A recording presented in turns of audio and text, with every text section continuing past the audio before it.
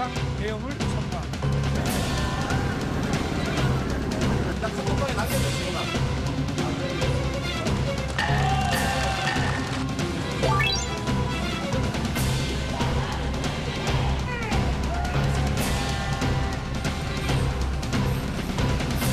윤석열이 즉각 파면하라!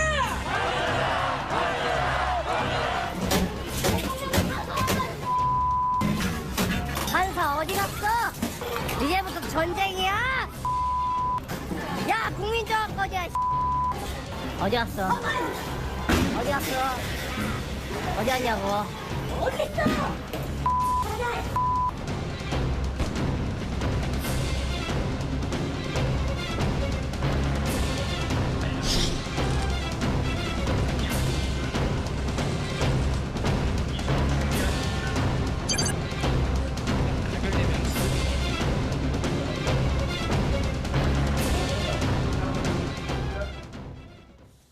네, 누구도 상상하지 못했던 윤석열 대통령의 비상계엄 선포 이후에 대한민국이 흔들리고 있죠.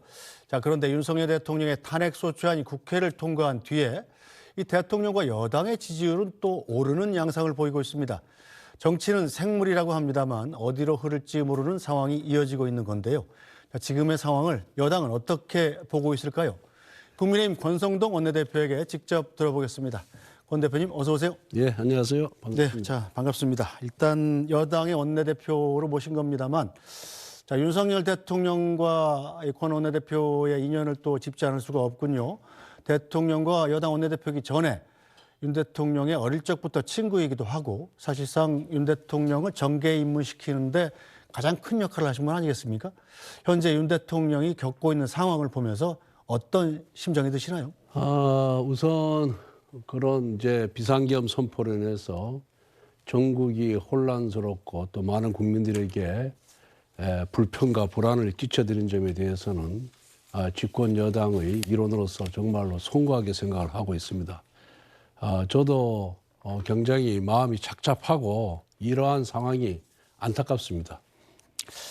네, 자 여당에서도 지금 윤석열 대통령의 탄핵 심판과 별개로 계엄 특검법을 발의하자는 논의가 있었습니다. 이때 발표하는 권성동 원내대표의 모습 잠깐 보겠습니다. 오늘 우리는 특검법에 대해 논의합니다. 참담합니다.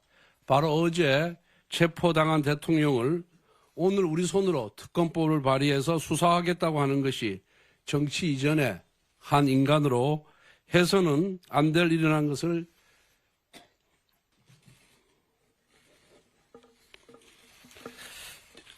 잘 알고 있습니다. 개인적으로 윤 대통령은 저의 오랜 친구입니다. 그래서 대통령 선거 당시 제 선거보다 더 열심히 뛰었습니다. 어젯밤에는 너무나 괴롭고 내가 좀 더 잘할 걸 자책하면서 정치가 뭔지 깊은 회의를 느끼면서 제대로 잠을 못 잤습니다. 하지만 오늘 우리는 특검법에 대해 논의를 해야만 합니다. 당의 미래를 생각하고 미래를 위한 길을 찾아야만 합니다. 네, 자, 이 부분이 제가 굉장히 인상적이어서 화면으로 편집을 해봤는데 이 말씀 중에 윤석열 대통령에 대한 마음과 당의 미래를 동시에 생각해야 한다 이렇게 얘기하셨습니다. 이건 어떤 뜻입니까?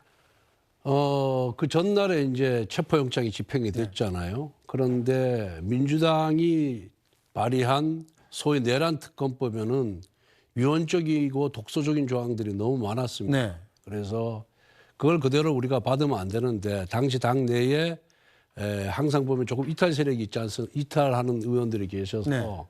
저희들이 그 전에 자체 특검을 발의해서 논의하기로 이렇게 약속을 했습니다. 그런데 마침 그날이 대통령 체포된 다음 날이니까 네. 인간적으로는 굉장히 착잡하지만은 그렇죠. 그래도 또 우리 의원들한테 원내대표에서 약속한 부분이기 때문에 논의를 안 할 수가 없어서 자체 특검 법안을 만들어서 논의를 하는 그런 저희 그런 복잡한 심경을 그렇게 표현을 한 겁니다. 네, 이 자체 특검법은 어떻게 하실 건가요? 그럼 지금 민주당 쪽에 그런데 단독 통과시킨 상황이잖아요. 예, 그런데 민주당이 이제 단독으로 통과를 시켰는데 그 이후에 대통령께서 또 구속까지 됐어요. 네. 그러면 특검이라는 게 뭡니까? 중요 사건을 너희 중요 인물을 수사하기 위해서 만드는 것이 특검 아니겠어요? 네. 그런데 소위 말하는 비상계엄 선포 관련된 모든 분들이 대통령을 위시한 모든 분들이 구속되거나 구속 기소가 이미 되어 있는 상태입니다. 네. 그러면은 특검을 만들어서 누구를 수사하겠다는 겁니까? 대상 자체가 수사 대상자가 없는 겁니다. 그렇다고 이걸 수사 대상자도 없는 것을 민주당이 자기 지지자들을 이렇게 보여주기 위한 특검을 만드는데 동의한다 그런다면은 그건 그야말로 예산 낭비죠. 네. 공수처가 1년에 한 200억 쓰는데 특검도 한 200억 들어가거든요. 3개월에, 100일에. 그리고 특검 대상자도 없고 그다음에 수사할 사람도 없는데 누굴 수사합니까? 민주당 말대로 그 상사의 명령에 따라서 국회나 중앙선관위에 출동한 하급 장교를 수사하면은 되겠습니까? 그건 피해 숙청이죠. 네. 그래서 지금은 여러 가지 사정병력이 있기 때문에 특검 무용론을 제가 주장하는 겁니다. 네. 그럼 최상목 권한대행한테 거부권 행사를 건의하실 건가요? 이미 요청을 했습니다. 네. 공개적으로 요청을 했습니다. 자, 민주당에서는 만약에 또 거부권을 행사하고 그러면 최상목 권한대행까지 탄핵할 수 있다는 카드를 좀 만지작거리는 것 같습니다. 그래도 괜찮나요?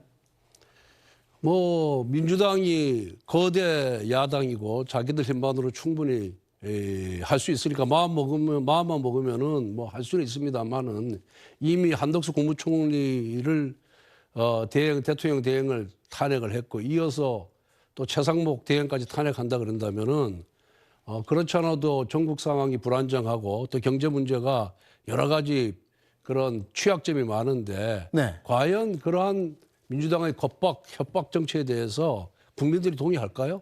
저는 민주당이 자신 있으면 해보라고 하겠습니다.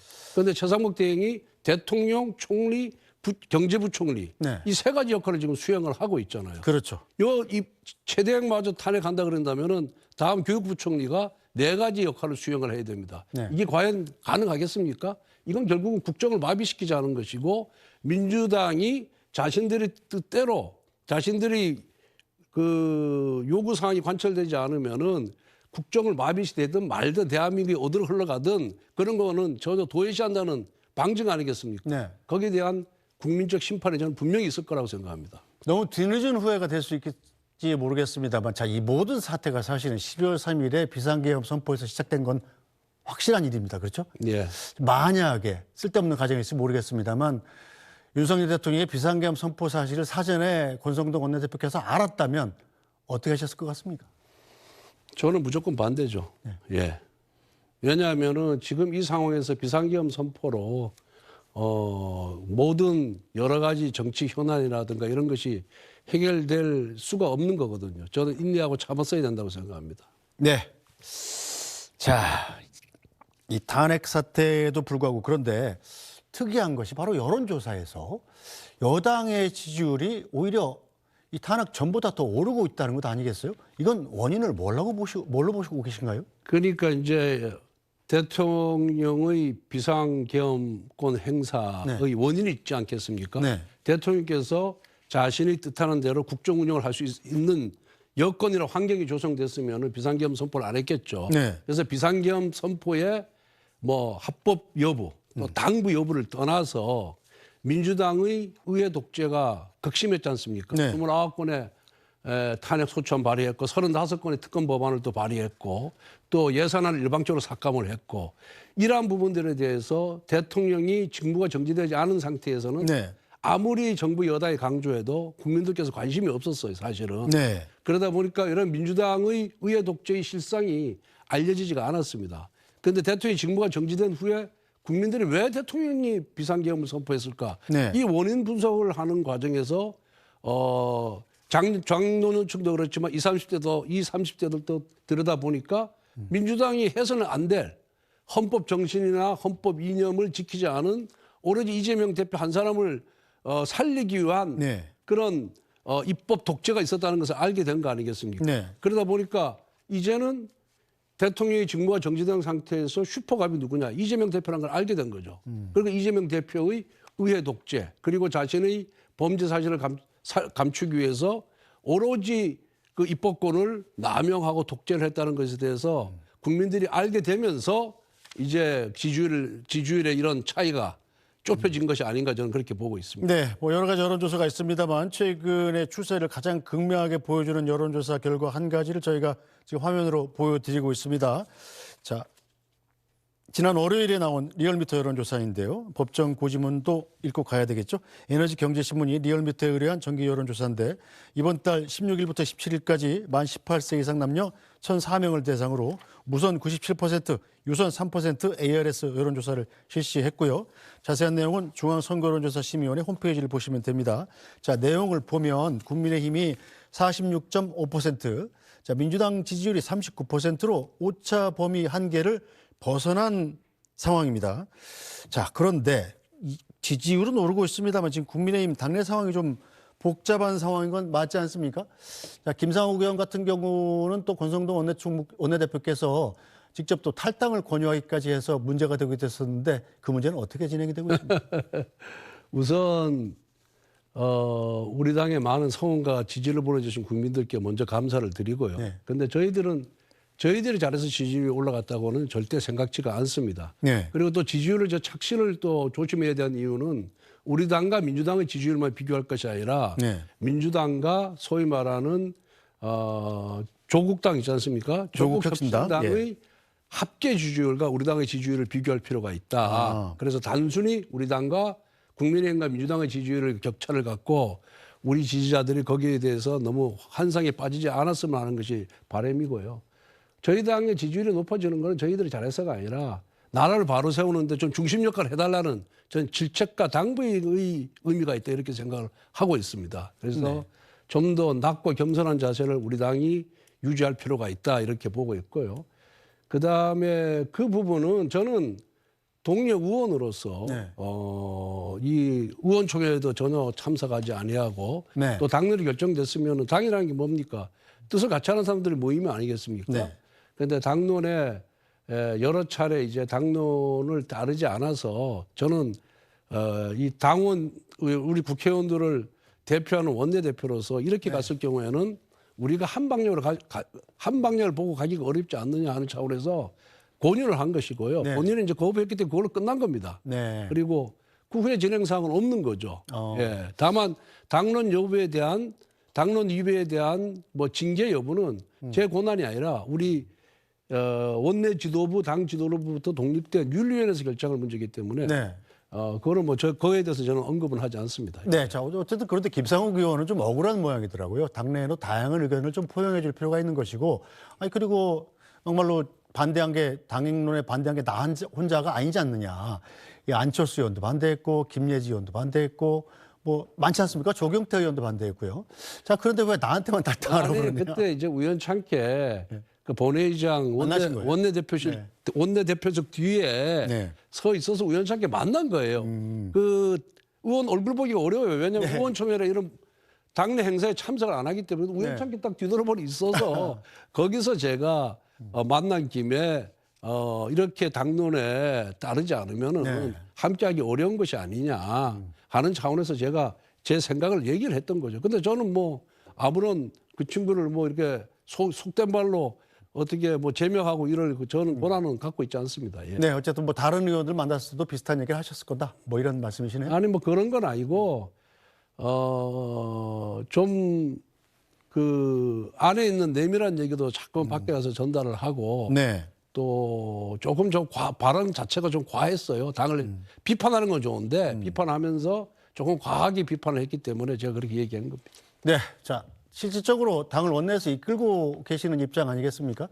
자, 그런데 요즘 탄핵 사태 이후에 이 당내 의원들의 움직임을 좀 보면 중진 의원들은 물론이고 일부 의원들이 이제 이른바 아스팔트 우파로 불리는 극우 세력이라고 흔히들 얘기하죠. 그분들하고 좀 유착되는 경향이 좀 있습니다. 그 소위 말해서 광장에 나가서 목소리를 높이는 그런 분들을 꼭 극우라고 이렇게 표현하는 것이 저는 적절한가에 대해서는 저는 그렇지 않다고 생각합니다. 네, 그 문제 제기도 받아들이겠습니다. 예, 그건 적절치가 않고요. 다 그분들도 나라를 사랑하고 걱정하는 마음에서 나가는데 그 소위 그 방법에 있어서 좀 차이가 있을 뿐이다. 저는 그렇게 바라보고 있습니다.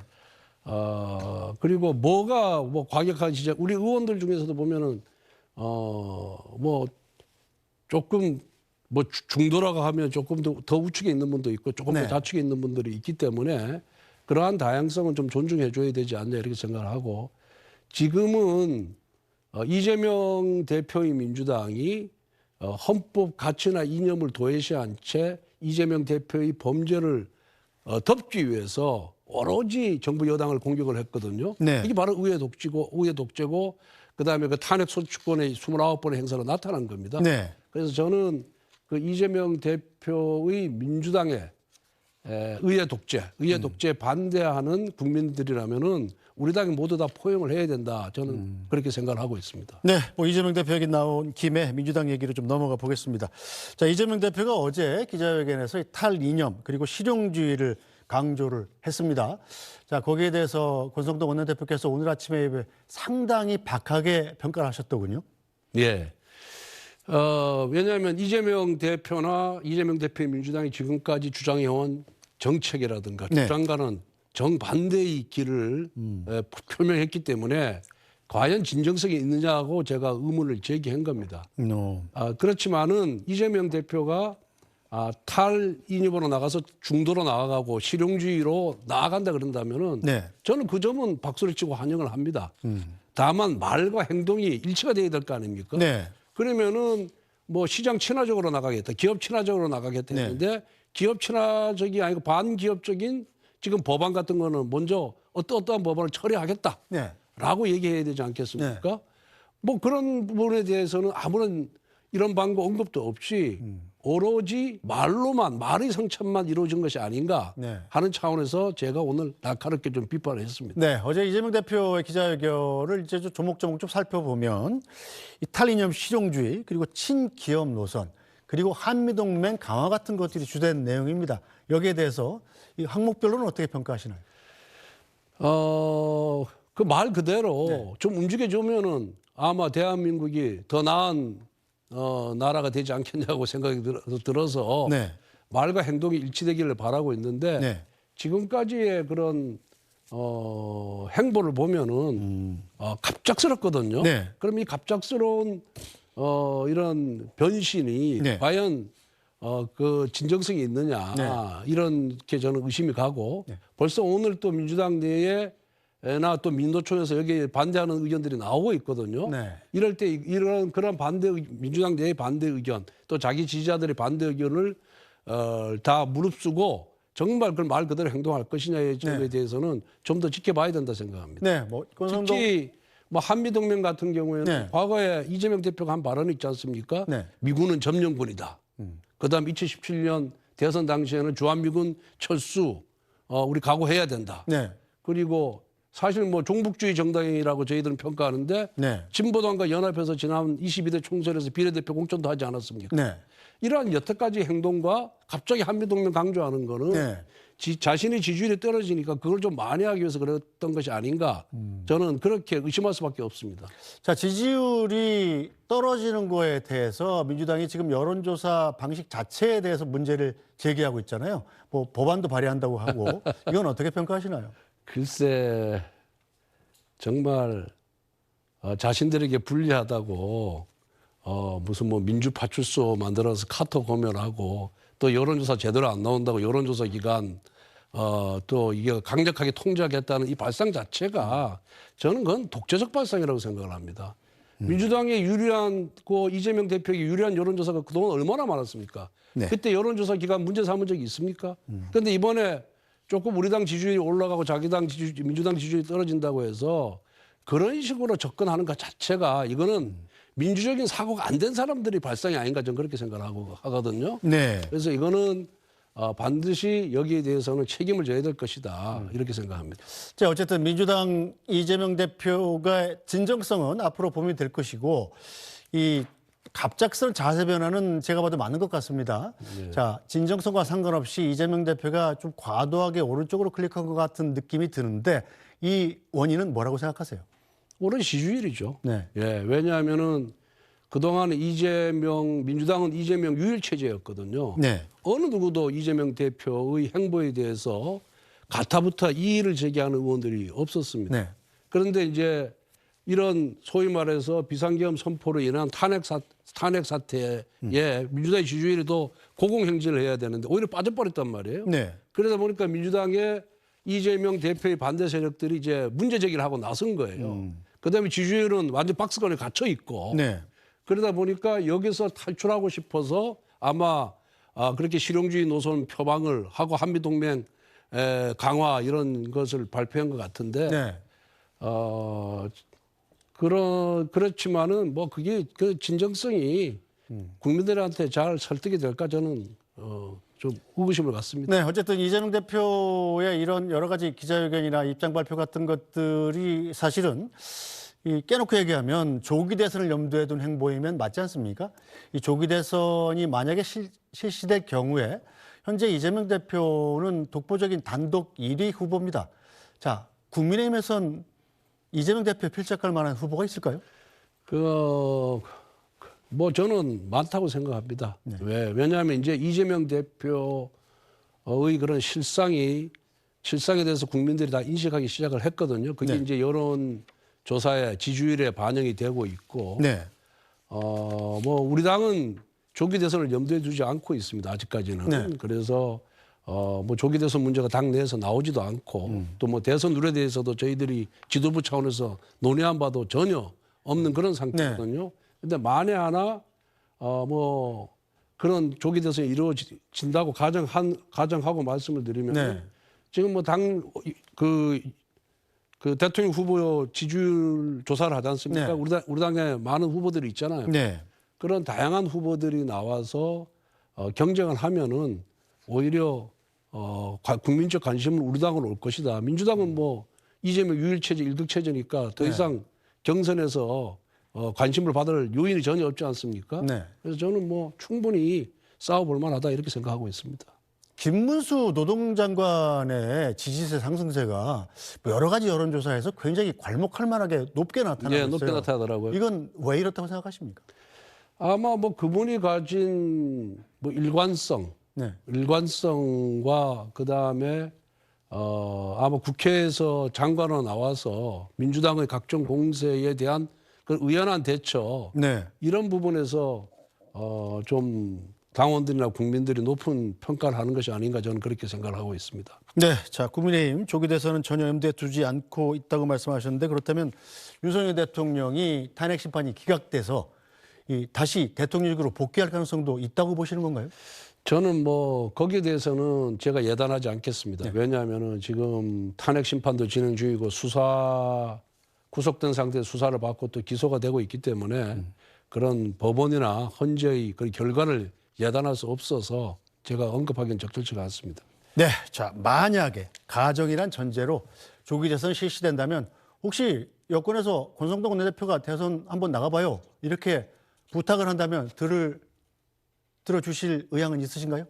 만약에 저는 지금 원내대표직 수용하는데도 네. 하루하루를 넘기는데도 벅찬데 그런 데까지 생각해 본 적이 없습니다. 알겠습니다. 자 나중에 또 어떻게 자세가 변하실지는 모르겠습니다만 그건 그때 다시 여쭤보기로 하고요. 자 최상목 권한대행에 지금 패싱 논란이 있습니다. 실제로 대행의 대행 그러니까 총리의 부총리가 또 다시 대행을 하면서 국정 동력이 상당히 약해지지 않았나 이런 지적도 있는데 이건 어떻게 보시나요? 그렇죠. 특히 이제 외교 관계에서 좀 리스크가 있는 것이 아닌가 이렇게 생각이 듭니다. 한덕수 총리께서 주미 대사를 역임하면서 미국의 인적 네트워크를 갖고 있거든요. 네. 그런데 이제 트럼프 행정부가 들어섰지 않습니까? 네.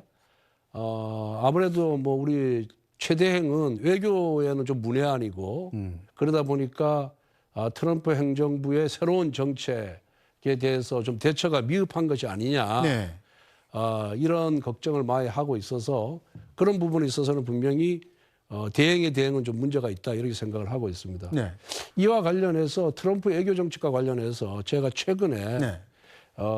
폴 베너포트라는 분을 만났습니다. 네. 폴 베너포트가 미국 분인가요? 예, 폴 베너포트가 누구냐 하면은 트럼프 1기 선거 캠프의 선거대책위원장이었습니다. 네. 그리고 트럼프 대통령과 45년 친구 사이고요. 네. 그리고 소위 말하는 러시아 스팅들이 있었지 않습니까? 네. 트럼프 대통령 때. 네. 그때 구속되었던 사람. 아. 그러다가 트럼프 대통령 임기 말에 사면을 받으신 네. 분이고 이번 대선 캠프에서도 굉장히 중요한 역할을 네. 했던 분이어서 우리 뭐 인유한 의원에 의하면은 실세 중에 실세다 이렇게 평가하는 분입니다. 네. 폴 베너포트라고. 근데 그분하고 이제 한 1시간 10분 가량 대화를 나눴는데 이분이 제가 이제 한미 동맹에 대해서 어떻게 생각하냐니까 동북아시아 특히 태평양 아시아의 안정과 평화를 위해서 한미 동맹이 굉장히 중요하고 네. 그중에 한국의 역할에 대한 기대를 굉장히 크게 갖고 있다. 그런데 자신들이 문재인 정부 때 이 한미 동맹 유지에 또 한미일 안보 협력 유지에 문재인 대통령의 태도 때문에 굉장히 곤란을 많이 겪었다. 네. 이런 얘기를 하면서 윤석열 정부의 외교 안보 정책, 특히 대미 정책, 한미일 대일 정책에 대해서 바이든 행정부도 만족스러웠지만 우리도 같은 생각, 바이든 행정부와 같이 생각을 하고 있었는데 그래서 우리가 이제 집권하고 나서 이 윤석열 정부와 협력해서 이 한미 동맹을 좀 더 강화시킬 생각이었는데 갑자기 이런 사태가 일어나서 굉장히 안타깝게 생각한다 이렇게 얘기를 해요. 네. 그래서 제가 우리 IRA라고 있지 않습니까? 네. 보조금법. 인플레이션 리덕션 액트죠. 예. 그래서 그 법을 믿고 우리나라가 미국에 투자를 많이 했다. 특히 그렇죠. 2023년 같은 경우에는 대미 투자 1위 국가가 대한민국이다. 네. 그리고 우리 대기업들이 투자한 그 지역이 전부 공화당 상원 의원이나 하원 의원이 배출한 그런 뭐 조주아주 이런 데다. 네. 그런데 행정부가 바뀐다고 해서 그 소위 말해서 인플레이션 감축법을 적용 안 하면 안 되지 않느냐. 그래서 그 점에 대해서는 계속해서 적용될 수 있도록 좀 도와주기 바란다는 얘기를 했고요. 두 번째, 이 1기 트럼프 행정부 때 북한과의 그런 미국 대통령이 북한과의 성급한 접촉, 네. 그 다음에 주한미군 이 주둔 비용, 이 인상 문제 이런 부분은 좀 더 좀 뒤로 밀어서 나중에 뒤로 밀어서 우리 한국의 이 전국이 안정된 후에 논의했으면 좋겠다라는 제가 요구를 했고 그런 네. 부분을 전달한다고 했고 그분이 이제 또 하는 얘기가 결국 트럼프 대통령의 트럼프 대통령이 의사결정하는데 중요한 건 참모들의 의견이니까 그렇죠. 그런 참모들이나 그 참모들의 영향력을 미칠 수 있는 사람과의 그런 인적 관계를 좀 더 돈독히 하는 게 좋겠다. 네.